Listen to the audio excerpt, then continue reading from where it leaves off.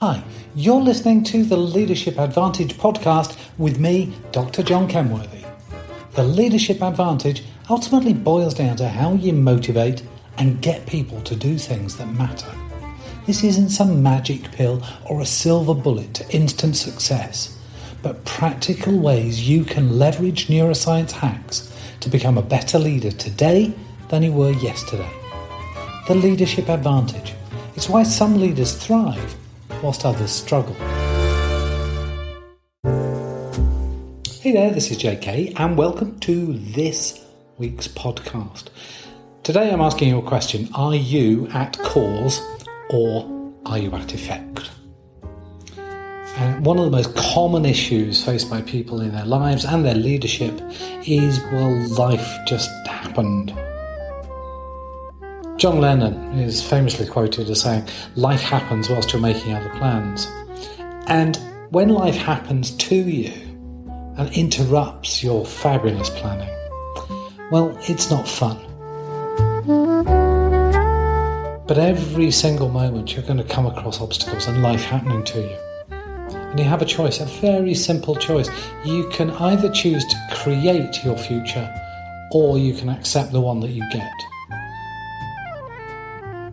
But, I hear you about to interrupt. No, there are no buts. Yes, it's true that other people, the world, the circumstances around you may well prevent you from achieving your goal. So what are you going to do about it? Can you cause the world to do something different? There are so many things in this world that you cannot change.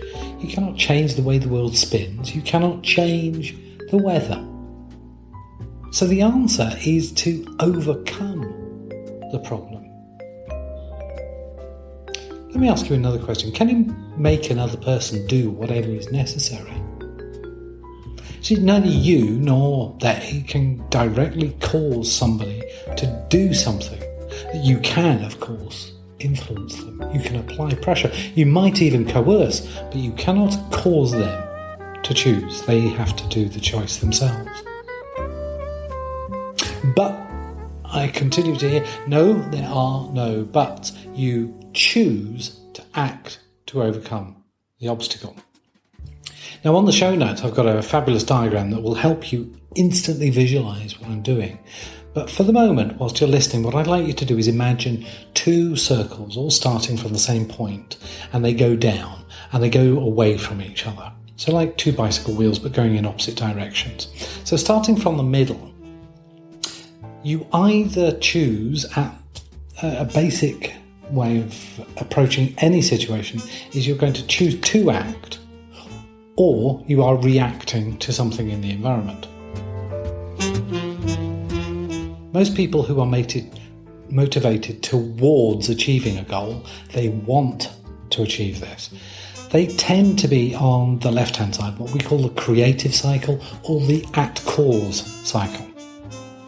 Those of you who are motivated away from something that you do not want, I do not want to be poor, will be more in the survival cycle or more at effect. See, when you're at effect, you react to something external to you for something that you believe is outside your control. Your primary purpose is to protect yourself or your people.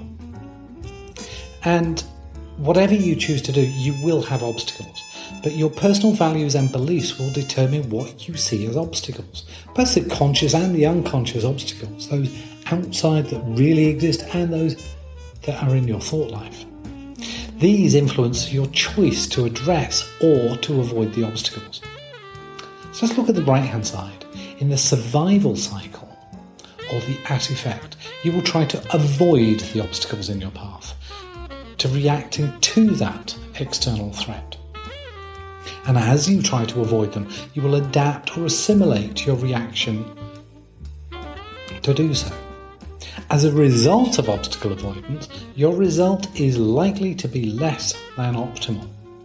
Most often the result achieved is not really the desired result, and this leads to disappointment and your survival vision. I have to, I must, in order to survive. On the other side, on the left-hand side, you can choose to take action.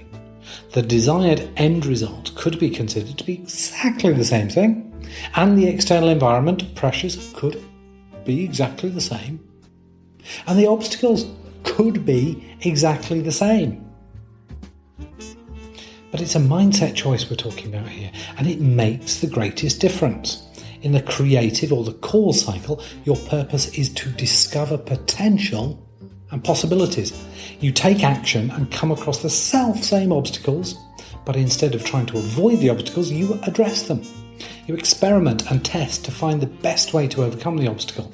And when you do find the optimal way to address that obstacle, you gain your desired result and celebrate. You have a creative vision. I like to, I want to. It is self-reinforcing. Survival cycle strategies that we employ, and we do all employ them at some point in our lives, are often developed early in life, and they were originally a creative response to a situation, and it worked then and achieved the desired result. But now, later in life, we continue to use the same response, but the circumstances have changed. A common example of taking an early life response and applying it later in life that I come across very frequently is when a child's parents have been using punishment as their primary means of maintaining discipline at home and as their primary means of getting the child to do certain tasks or chores. This often means that you may be choosing to be at cause and using the creative cycle, yet those obstacles, well, they just turn out to be insurmountable. So you avoid them instead, adapting and assimilating, true, but not getting the optimal result. But life really does happen whilst you're making other plans. So let me ask you a question. Do you want to be a cause for your life or at the effect of life happening to you? If you genuinely want the latter, there's no problem with it. Listen no more, because you're in danger of gaining the former. Are you like a thermometer? Are you reacting to the external environment and just measuring it, possibly even just complaining about it? Or are you like a thermostat, changing and adapting and controlling what you can control to change the environment? Think of some of these early responses that were very creative when young, but later they're now survival responses, because now we're using it to avoid the very situation we thought we were being very creative. So in punishment terms, if your parents determine that eat your dinner now or you get a spanking or a smack, well, something I used to do, I actually used to accidentally feed the dog under the table, especially the very grey Brussels sprouts. But what can that mean in later life is that you are delegating work that you don't like or enjoy to others. And that's the thing, you're delegating work that you don't like, rather than work that's good for them in their strength zone. You'll tend to blame others for the mess they leave, and think about how many bosses who dump their workload on you. Now, of course, in Singapore, get a grade A or ... Well, if you don't get a grade A, what do? Well, you might, as a child, decide that you're going to try and hide report cards from your parents. You will get caught eventually, but fewer beatings. In later life, that might be about, constantly and continually changing reporting policies to hide information from stakeholders. Think of Enron and Kenneth Lay, for example. Being told as a child to behave or go to your room without supper. Well, as a child, you could, of course, stock up on foodstuff secreted into the room, and you outwardly, of course, behave whilst inwardly rebelling. It's hardly a punishment if you have internet and TV in your room, but I know it's still used. In later life, that may be that you are playing politics, sucking up to the right people outwardly whilst undermining them to take power away. Think about Kevin Rudd's sudden resignation as Australia's Prime Minister several years ago. Again, on the show notes, I've given you a template that you can use to work out where you are in this cycle, that you can look at. And every time you're addressing an obstacle and wondering whether or not you're going into the survival cycle, being at effect, or at the creative cycle, being at cause, the one where you get the optimal results, is to simply look at this and ask yourself, are you reacting to something external, or did you choose to take action? How are you adapting your behaviour to get around or avoid the obstacle? Can you accept some or all of the responsibility for your own actions and behaviours? Can you understand that there is a benefit in experimenting and testing a way of addressing the problems and obstacles in order to get your desired results? Yes, it can take time. Or you can go around the obstacle and just avoid it completely. When you're looking at how you choosing to be at cause for your life gives you some sense of ownership and responsibility. The obstacles are still going to be the same. We're always going to face obstacles. But how do you want to approach those obstacles? Do you want to approach them in a manner that you can address it, that you can experiment, that you can find your way to address and overcome the obstacle? Or are you just going to develop the skills to avoid the obstacles, getting undesired results, leading to your own disappointment and the survival vision of you have to in order to survive? Or do you want the future to be yours, that you have chosen? And it is a mindset choice. Today, choose to be a thermostat instead of a thermometer. For those things that you can control.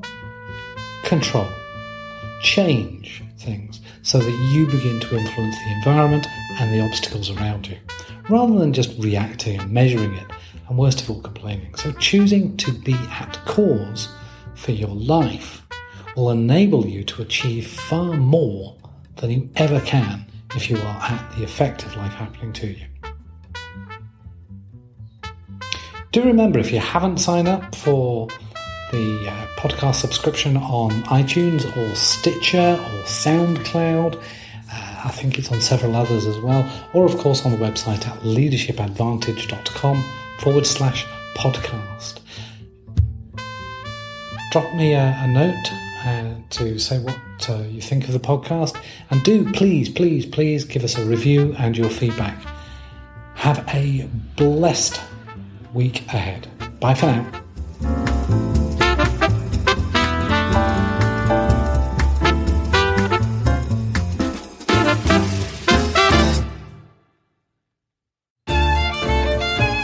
Thanks for listening to the Leadership Advantage podcast. You can learn more on how to motivate and get people to do things that matter over at my website at leadershipadvantage.com.